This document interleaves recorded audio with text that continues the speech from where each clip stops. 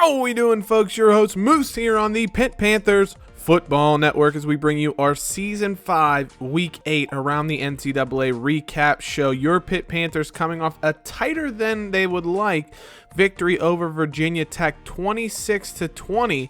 The Panthers scrape out a victory on the back of two late J-Bump field goals after Virginia Tech had come from behind with 14 points in the third quarter to tie the score. Pitt did end up coming away with the victory, though. They stay unbeaten, 6-0. Virginia Tech falls to 3-4 on the season, 1-4 in ACC play. Surprising to see such a tough start for the Hokies, but a fairly even contest. You can see passing yardage, rushing yardage, total yardage, third down conversions, pretty much everything very, very similar between these two teams. The one difference for the two was that Pitt went 4 for 4 on field goals while Virginia Tech went 2 for 4. And the Panthers, 178 kick return yards from Kaiser Artis-Scott, who had a great game returning the football. It helped set the Panthers up with great field position, which gave them some short field to enable them to at least put some points on the board on a couple of different occasions. It was a decent game for everyone. Kenny Pickett was okay. Passing percentage was under 50% for, I think, the first time this season, but he did still throw for 266 yards and 2 touchdowns.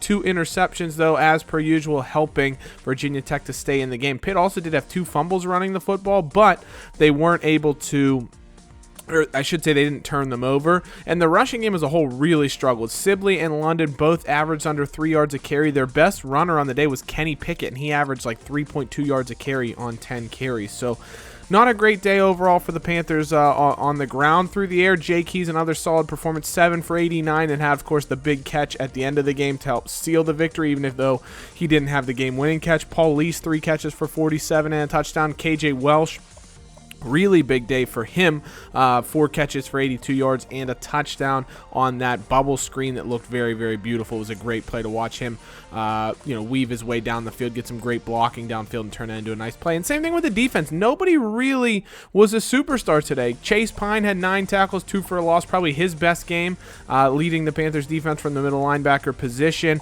Barry Jenkins had 3 tackles for a loss and a sack, which is a good, solid performance. You had Ronnie Baker had 2 sacks. Sean Wolfgang held off the sack charts in this particular game, so he doesn't get to up his potential for reaching the Pitt record or the NCAA record. Kaiser Artis-Scott with a deflection. Pitt did have a couple interceptions. Scott Whaley made one, so it's good to see him get on the board as well. But the big story, J-Bump, 4 field goals from 40-plus yards, 3 from inside of 49, and 1 from 50-plus. A 55-yarder is what it was officially ruled as, his career-long, and a huge make for the Panthers in order to come with the victory. Eric Fox, decent game punting. Big story, though, Kaiser Artis-Scott, a 66-yard punt return, or kick return among others, was huge for the Panthers in terms of setting up with some good field position. That's an area that Pitt's really been missing for the last couple of seasons. They had in seasons 1 and 2 of our dynasty here, the Panthers had Quadri Henderson back, and he was incredible. I think over the course of 2 seasons, he had 7 return touchdowns maybe. I want to say we had 6 or 7 kick return touchdowns and maybe a punt return touchdown as well. He was absolutely incredible, and Pitt just hasn't had that since. We had Maurice French returning kicks, and he just didn't do much for 2 seasons. We had Kaiser Artis-Scott was on punts and didn't accomplish much. We still don't have particularly great ability on punt returns, but kick returns, we're finally seeing somebody with some speed to break away from some defenders and actually make a little bit of something happen to give us some good field position. And following that victory, we get the biggest news probably of the season. It was a bigger win than the game itself, you'd have to say, in that Davion Reynolds, the halfback from New Jersey, has decided to commit his future to the Panthers. The 4-star running back out of Vineland, New Jersey, ranked currently as the number 5 running back in the country, chose Pitt over interest from Rutgers in his home state and Boston College. It's a huge get for the Panthers. Reynolds looks to be one for the future, and I think he was probably convinced by the fact that the running game was so bad this week that he can make an immediate impact for it. We did miss out on 2 players as well. DeAndre Howard, a free safety we were interested in, decided to commit to Eastern Michigan, and Tony Butler, a local Pittsburgh product from West Mifflin, Pennsylvania, just just outside the city,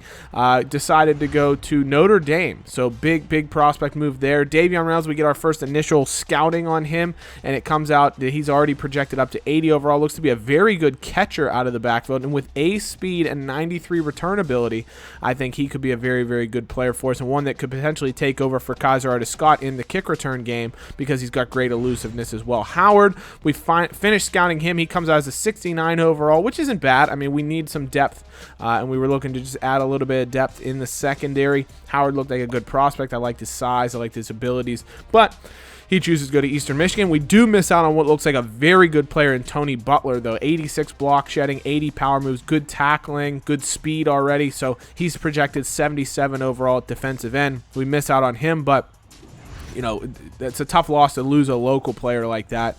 But we had to cut our losses and pick and choose the guys we wanted to bring in. Chaz Woods, we finished scouting him. He finishes out at a 78 overall outside linebacker. He's going to come in as a sophomore, so pretty excited to see a 78 overall sophomore come in. That's a great signing, I think, for us.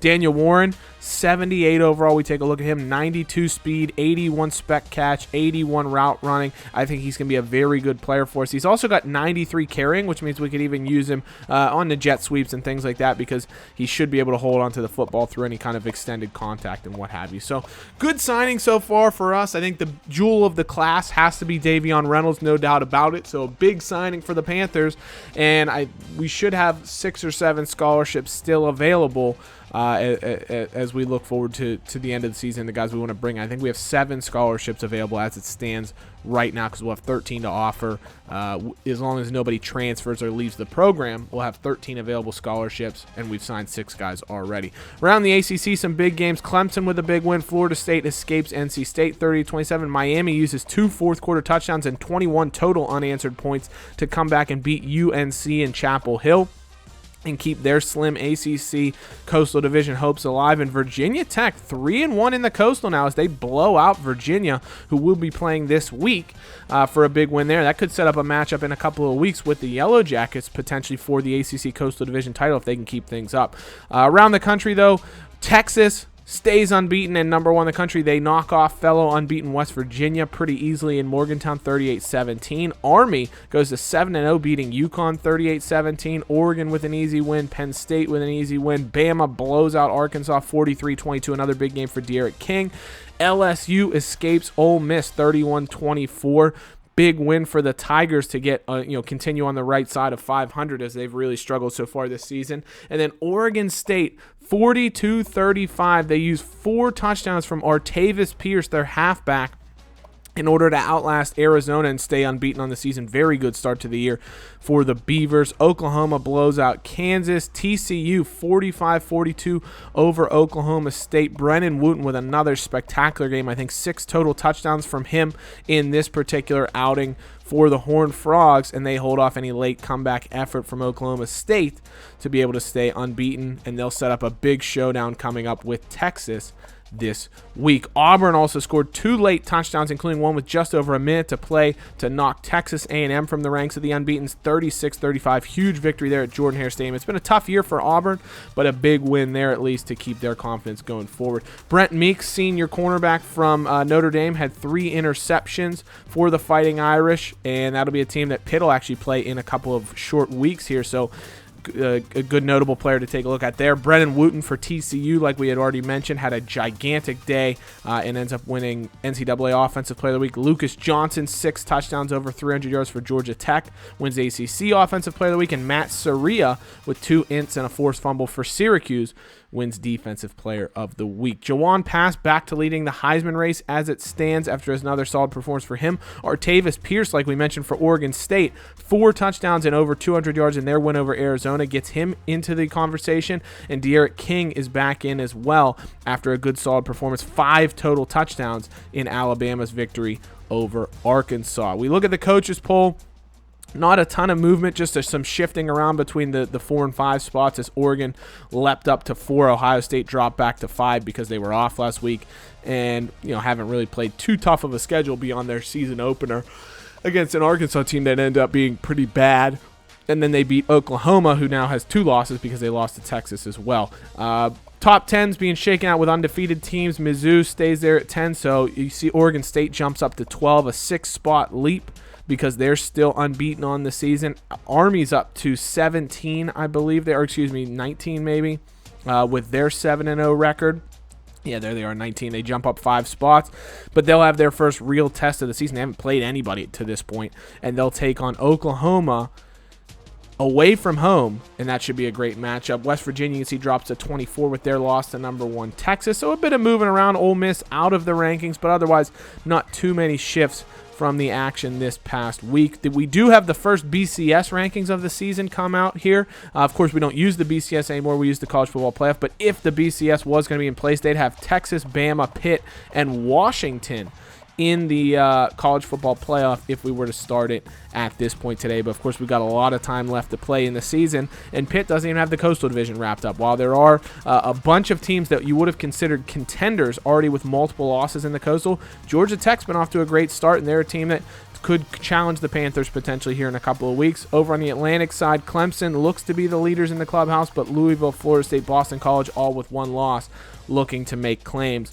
for the Atlantic Division title and a berth in the ACC championship game. We've seen a lot of Pitt and Clemson in the ACC championship game recently. Of course, Clemson beat Pitt in season 1. Clemson beat somebody else in season 2. It wasn't Pitt. I think Miami in season 2.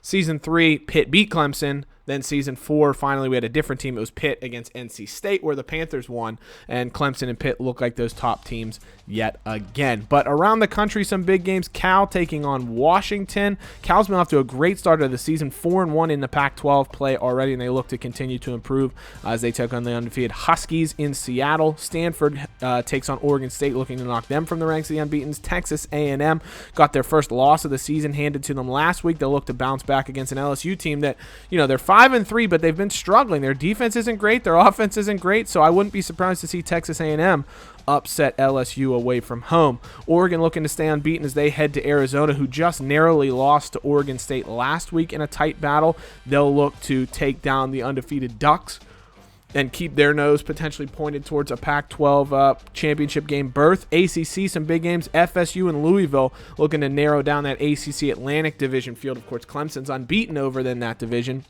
They'll play NC State this week, but Florida State taking on Louisville is another way to thin the crowd out over there. Undefeated Missouri, a real surprise this season. Not a ton of talent on that team, but 7-0, 4-0 in SEC play so far.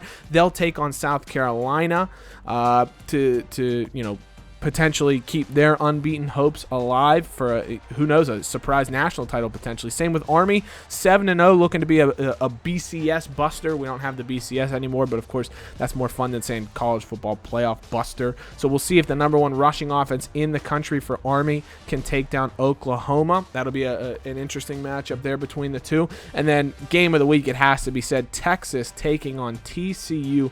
2 undefeated is going to do head-to-head battle in Dallas-Fort Worth. The Horned Frogs, with the best offense in the country, taking on a Texas defense that's been very, very prolific so far this season. Herb Street likes Texas. I think it's a toss-up. TCU at home with that offense that they've had, I could see them pulling an upset potentially on the Longhorns. So be interesting to see if TCU is able to pull the upset, how the rankings could shake out, because your Pitt Panthers taking on Virginia this week. Pitt's number 3 in the country. If Texas loses, Pitt is that much closer to their first number 1 ranking since 1982. That would be absolutely incredible if Pitt was able to take the number 1 spot. We haven't had that in this dynasty. Of course, we've been close. We've been the 4 seed in the playoff twice.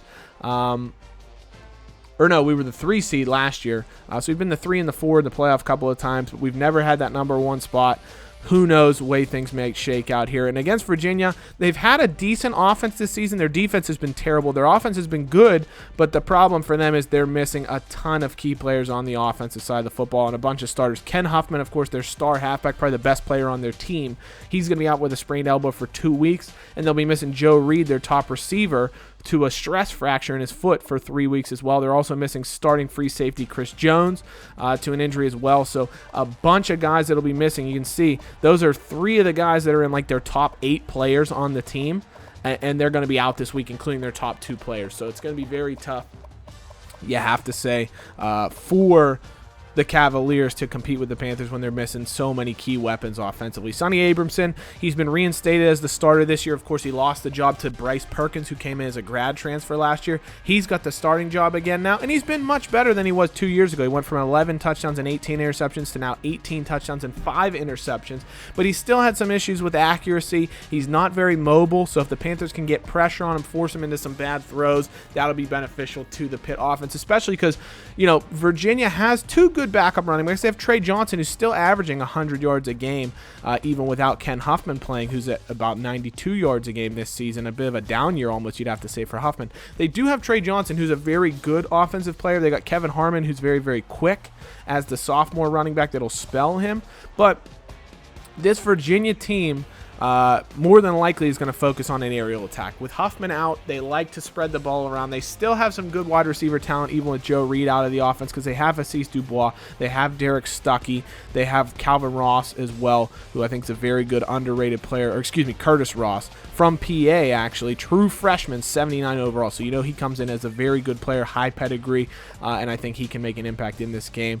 So I would expect Virginia to come out passing the football. You know, Trey Johnson, in the times that we've seen him, hasn't done too much on the ground. Huffman's really been their go-to guy, and they have a line that can protect. You can see Braylon Marshall, 78 overall at center's okay. Jenkins will play the 74 right guard, so he'll definitely still be in the lineup. The right side of their line is a little bit weaker than the left, so that would hopefully bode well for Sean Wolfgang potentially having an impact performance. But Virginia is going to need to score, I think, in this game, because the Panthers see a weak defensive team on the other side of the football. Virginia Tech, on their defensive line, the only player with really any solid ability is going to be Aaron Walker, the West Virginia defensive tackle, who's very, very good. But at linebacker, Virginia is just absolutely terrible. Joey Blaylock, the redshirt freshman in the middle, sophomore Jerome Jenkins at outside linebacker. Nobody that really strikes any fear into the Panther defense. And then same thing at corner. Greg Ward is their best corner, the true sophomore. They do have some speed there at the cornerback position, but as far as actual overall ability, not a ton of high pedigree guys. A lot of youngsters that they'll be fielding there. Very similar to the Panthers, but the ones that Pitt have been just a bit more impressive so far this season. Of course, they're missing starting free safety Chris Jones. They do have Josh Pendleton as the backup, who will get a lot more game time. He's still quick, a good player. Corey Jackson, strong safety, though, another weakness. So defensively, I think this is probably one of the teams that Pitt can really build some momentum on, because they've struggled offensively. We've seen it, especially in the second half of games. They haven't been able to run the ball well. This is a game the Panthers need to take advantage of the mismatches they're going to have against a Virginia defense that just isn't overwhelming in any facet, and try and work out the kinks on offense, because when they get into the heart of their ACC schedule, they're going to run to a few teams that are going to be a bit tougher. So as always, guys, thank you so much for watching. Let me know what you think is going to happen in the Pitt-Virginia game, who's going to win that huge TCU-Texas battle, as well as any of the other big games around the country. Can Army beat Oklahoma and stay unbeaten? Will be interesting to see. As always, guys, hail to Pitt. We'll see you soon. Take care. Bye-bye.